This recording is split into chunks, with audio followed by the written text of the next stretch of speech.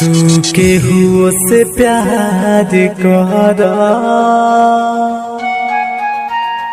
अब गम न हमारा रहे।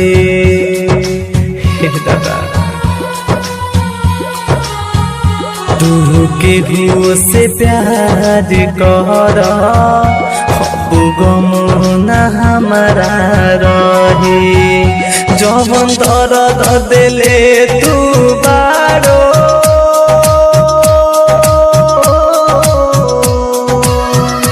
जवन दर्द तू दिले बारो दिल पर पत्थर रख के सही।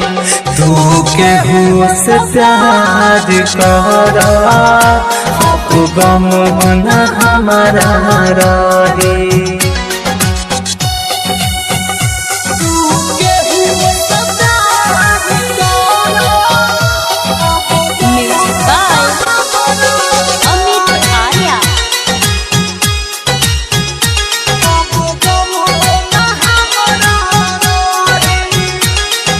सोचता हो खबू रोवता हो खे लोराबा खूब बहाई।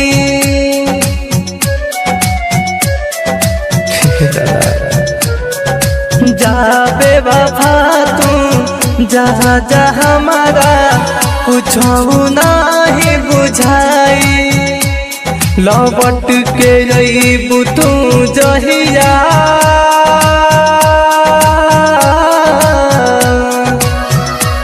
लौट के रहीबू तू जहिया जरूरत हमारा न रही। तू केहू से प्यार कर अब गम न हमारा रहे।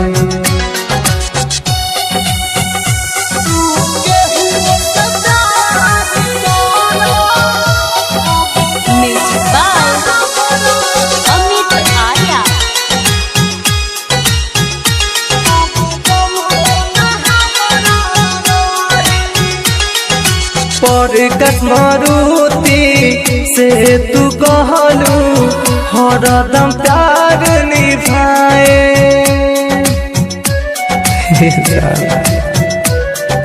हाँ प्यार के लिखल सब कहानी अपने हाथ मिटाए। तार प्रेम के पीर बन के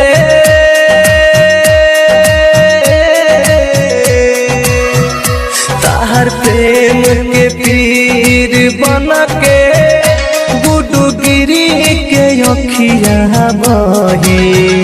तू केहू से प्यार कर अब गम न हमारा रहे।